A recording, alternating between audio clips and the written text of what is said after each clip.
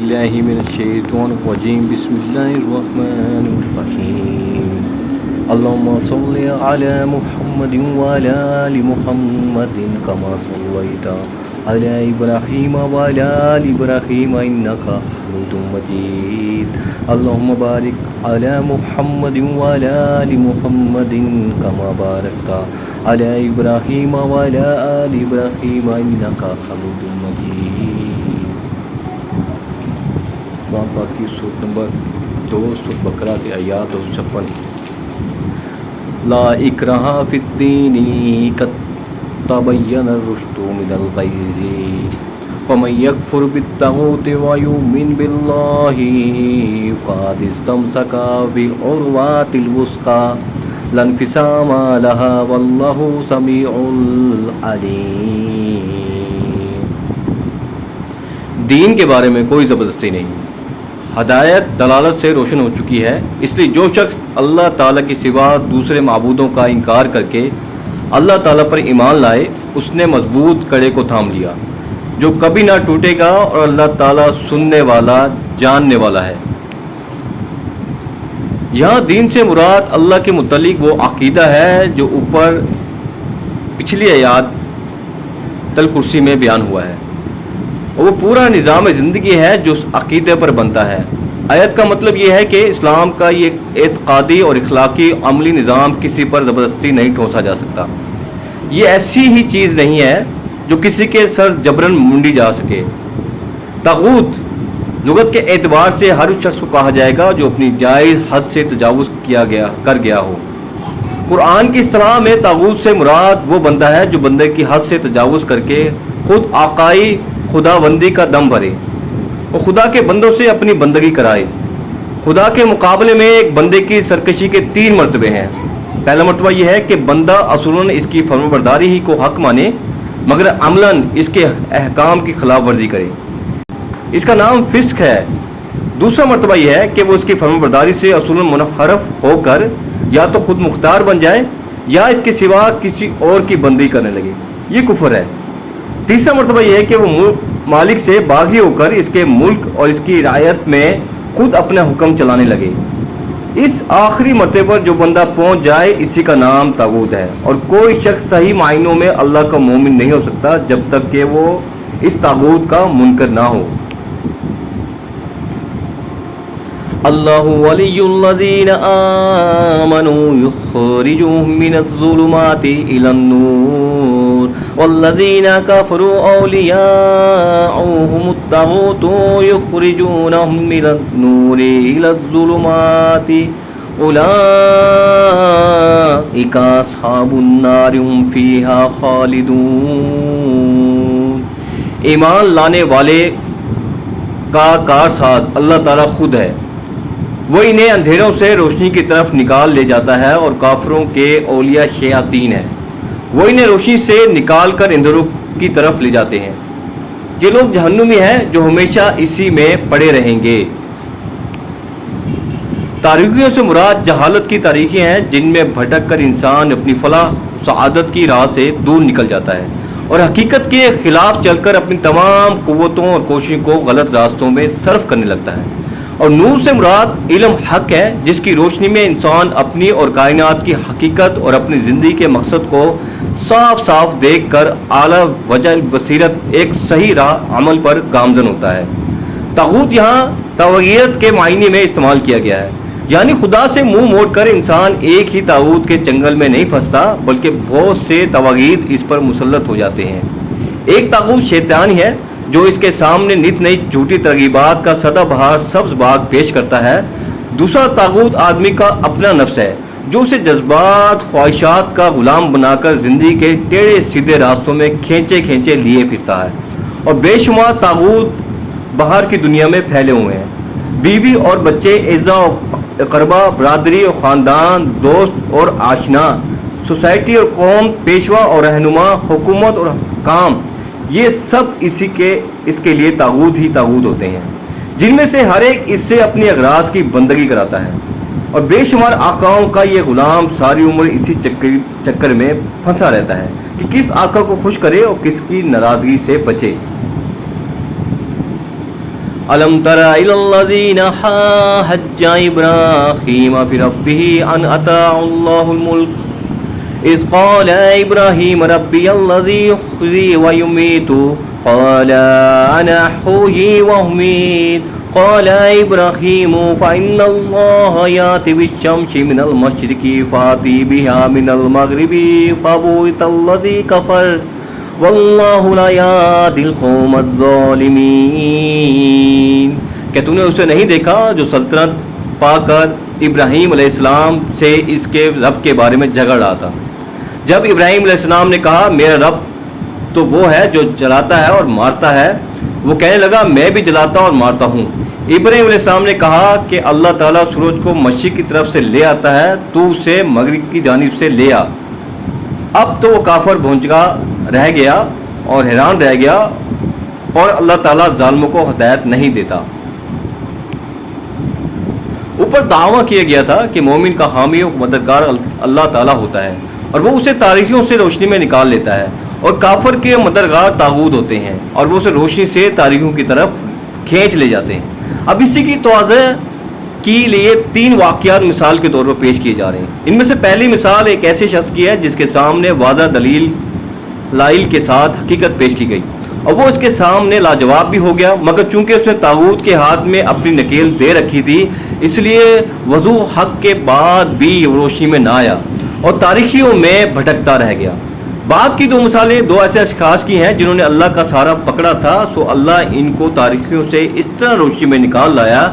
कि पर्दो गैब में छुपी हुई हकीकतों तक इनको ऐनी मुशाहिदा करा दिया। इस शख्स से मुराद नमरूद है जो हज़रत इब्राहीम अलैहिस्सलाम के वतन इराक का बादशाह था। जिस वाक़े का यहाँ जिक्र किया जा रहा है इसकी तरफ कोई इशारा बाइबल में नहीं, मगर तलमूद में ये पूरा वाक़या मौजूद है और बड़ी हद तक कुरान के मुताबिक है। तलमूद ऐसी है जैसे हदीस की किताबें थी, इसलिए यहूदियों की बाइबल थी और उनकी हदीस की किताबें थी जिनमें से एक का नाम तलमूद था। इसमें बताया गया कि हज़रत इब्राहीम अलैहिस्सलाम का बाप नमरूद के यहाँ सल्तनत के सबसे बड़े अहदेदार का मनसब रखता था। हज़रत इब्राहीम अलैहिस्सलाम जब खुल्लम खुला शिर्क की मुखालफत और तौहीद की तबलीग शुरू की और बुत खाने में घुसकर बुतों को तोड़ डाला तो इनके बाप ने खुद इनका मुकदमा बादशाह के दरबार में पेश किया और फिर वो गुफ्तगू हुई जो यहाँ बयान की गई है। यानी झगड़ने में जो बात माबुल नज़ाह थी वो ये थी कि इब्राहीम अलैहिस्सलाम अपने रब किसी को मानते हैं और ये नज़ा इस वजह से पैदा हुई थी कि झगड़ने वाले शख्स यानी नमरूद को खुदा ने हुकूमत अता कर रखी थी। इन 2 फ़िक्रों में झगड़े की नौइयत की तरफ जो इशारा किया गया है इसको समझने के लिए हस्ब ज़ाहिल हकीकतों पर निगाह रहनी ज़रूरी है।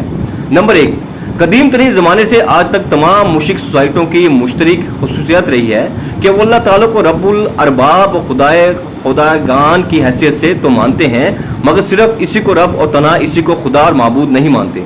नंबर 2, खुदाई को मुशरिकीन ने हमेशा 2 हिस्सों में तकसीम किया। एक फ़ौकल अल-फितरी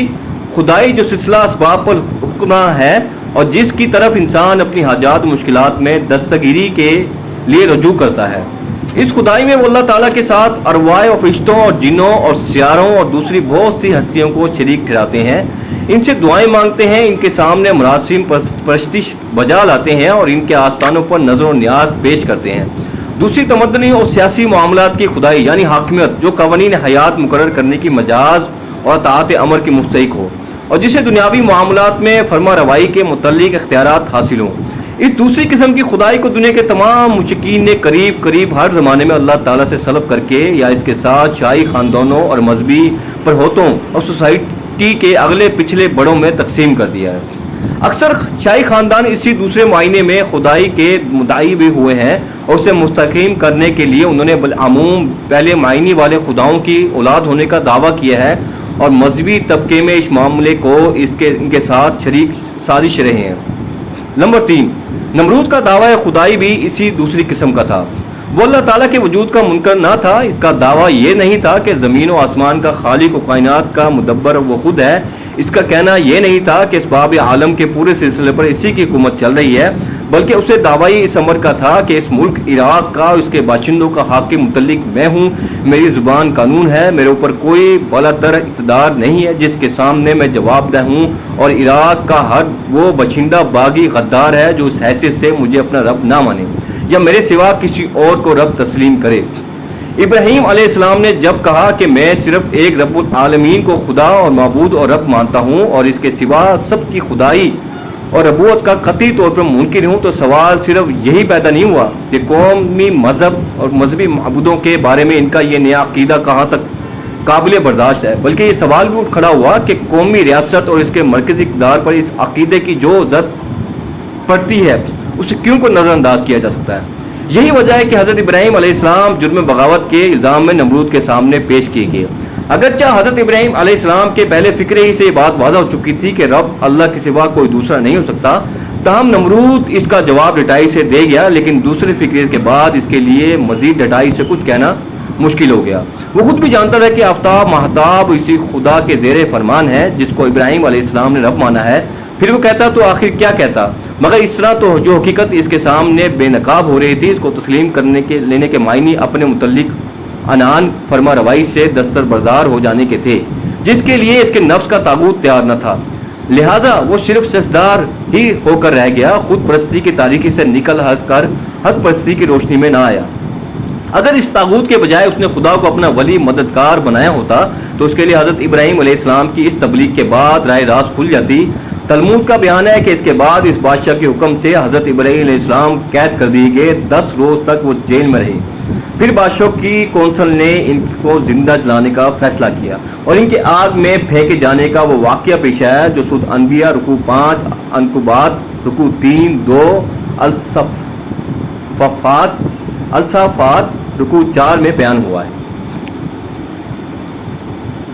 او کالذی مر علی قریۃ وہی خاویۃ علی عروشها قال انی یخزی هذه اللہ بعد موتها فاماتہ اللہ مئۃ عام ثم بعثه قال کم لبثت قال لبثت یوما او بعد یوم قال بل لبثت 100 عام فانظر إلى طعامك وشرابك لم يتسنه وانظر إلى حمارك ولنجعلك آيات للناس وانظر إلى العظام كيف ننشزها ثم نكسوها لحما فلما تبين له قال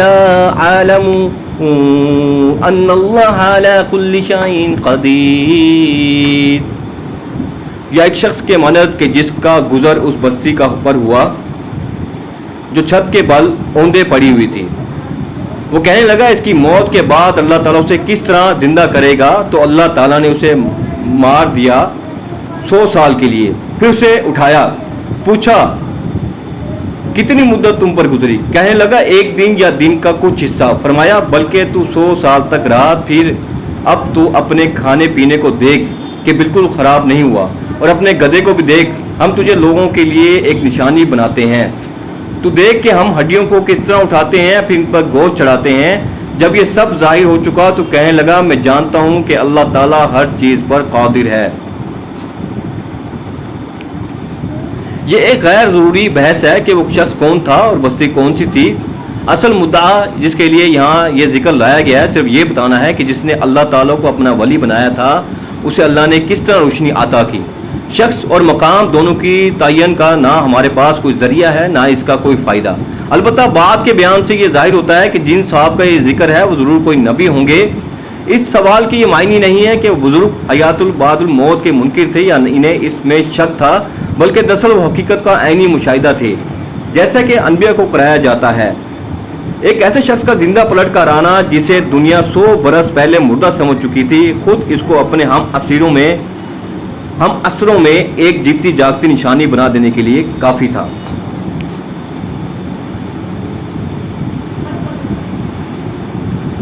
وَإِذْ قَالَ إِبْرَاهِيمُ رَبِّ أَرِنِي كَيْفَ تُحْيِي الْمَوْتَى قال ولم تؤمن قال بلى ولكن ليطمئن قلبي قال فخذ 4 من الطير فصرهن إليك ثم اجعل على كل جبل منهن جزءا ثم ادعهن يأتينك سعيا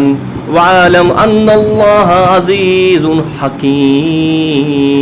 اور جب ابراہیم علیہ السلام نے کہا کہ اے میرے پروردگار مجھے دکھا تو مردوں کو کس طرح زندہ کرے گا، جناب باری تعالیٰ نے فرمایا کیا تمہیں ایمان نہیں؟ جواب دیا ایمان تو ہے لیکن میرے دل کی تسکین ہو جائے گی۔ فرمایا 4 پرند لو، ان کے ٹکڑے کر ڈالو، پھر ہر پہاڑ پر ان کا ایک ایک ٹکڑا رکھ دو، پھر انہیں پکارو، تمہارے پاس دوڑتے ہوئے آ جائیں گے، اور جان رکھو کہ اللہ تعالیٰ غالب ہے، حکمتوں والا ہے۔ یعنی وہ اطمینان جو مشاہدہ عینی سے حاصل ہوتا ہے، اس واقعے اور اوپر کے واقعے کی بعض لوگوں نے عجیب عجیب تعویلیں کی ہیں، لیکن انبیاء علیہ السلام کے ساتھ اللہ کا جو معاملہ ہے اسے اگر اچھی طرح ذہن نشین کر لیا جائے تو کسی کھینچ تان کی ضرورت پیش نہیں آ سکتی۔ عام اہل ایمان کو اس کی زندگی میں جو خدمت انجام دینی ہے، اس کے لیے تو محض ایمان بالغیب بے دیکھے ماننا کافی ہے، لیکن انبیاء کو جو خدمت اللہ نے سپرد کی تھی اس کے لیے ضروری تھا کہ وہ اپنی آنکھوں سے وہ حقیقتیں دیکھ لیتے جن پر ایمان لانے کی دعوت انہیں دنیا کو دینی تھی۔ ان کو دنیا سے پورے زور کے ساتھ یہ کہنا تھا کہ تم لوگ تو کیا ساتھ دوڑاتے ہو، مگر ہم آنکھوں دیکھی بات کہہ رہے ہیں، تمہارے پاس گمان ہے اور ہمارے پاس علم ہے، تم اندھے اور ہم بینا ہے۔ اس لیے انبیاء کے سامنے فرشتے عیاناً آئے ہیں، ان کو آسمان زمین کے نظام حکومت کا مشاہدہ کرایا گیا، ان کو جنت اور دوزخ کی آنکھوں سے دکھائی گئی اور باعث بعد الموت کا ان کے سامنے مظاہرہ کر کے دکھایا گیا۔ ایمان بالغیب کی منزل سے یہ حضرات منصب نبوت پر معمور ہونے سے پہلے گزر چکے ہوتے ہیں۔ نبی ہونے کے بعد ان کو ایمان بالشاد کی نعمت دی جاتی ہے اور یہ نعمت انہی کے ساتھ مخصوص ہے۔ جزاک اللہ۔ اللہ سے دعا ہے جو تلاوت ترجمہ اور تفسیر پڑھی ہے اس کو سمجھنے اس پر عمل کرنے کی توفیق عطا فرمائے۔ اللہ سے دعا ہے اس کے پڑھنے میں جو کوتاہی ہو مجھے معاف فرما دے، اس کو مجھے صحیح طرح ادا کرنے کی توفیق عطا فرمائے۔ اور اللہ سے دعا اللہ ہم سب کو قرآن شریف کو ترجمے کے ساتھ پڑھنے، سمجھنے، اس پر عمل کرنے اور اسے دوسروں تک پہنچانے کی توفیق عطا فرمائے۔ دوستو اس میں بتایا گیا ہے، آیات ہم نے پڑھی ہے کہ فرعون دعویٰ کیا تھا، نمرود نے دعویٰ کیا تھا۔ نمرود نے یہ دعویٰ نہیں کیا تھا بتایا گیا اس میں کہ زمین و آسمان میں نے بنائے تھے، بلکہ وہ کہتا تھا میں اس شہر کا آقا ہوں، تمام لوگ میرے غلام ہیں، میں جس کو چاہوں پھانسی دے سکتا ہوں، جس کو چاہوں مار سکتا ہوں، جس کو چاہوں زندہ کر زندگی کی طرف زندگی سے موت کی طرف لے جا سکتا ہوں، میرے اختیار میں، جہاں چاہوں برائی پھیلا سکتا ہوں، جہاں چاہوں برائی ختم کر سکتا ہوں۔ تو آج کل کے ہمارے حکمران بھی سیم اسی طرز پہ چل رہے ہیں، وہ بھی اسی طرح کی حکومت کر رہے ہیں، نمرودی حکومت کر رہے ہیں، جو چاہے وہ کر سکتے ہیں، جو چاہے نہیں کر سکتے، ان کے خلاف کوئی بات کرتا ہے، حق کی بات بھی کرتا ہے تو وہ اسے مسل دیتے ہیں۔ یہ اللہ کی طرف سے چھوٹ ان کو ملی ہوئی ہے، لیکن وہ اس چھوٹ کا ناجائز فائدہ اٹھا رہے ہیں۔ اللہ سے دعا ہے اللہ تعالیٰ انہیں ہدایت دے، انہیں صحیح راستہ دکھائے، یا انہیں صحیح راستہ نہ دکھائے، یا ہمیں صحیح راستہ دکھائے کہ ہم انہیں نست و نبوت کر دیں۔ اللہ تعالیٰ ہم سب کو صحیح راستے پہ چلنے کی توفیق عطا فرمائے۔ جزاک اللہ، والسلام۔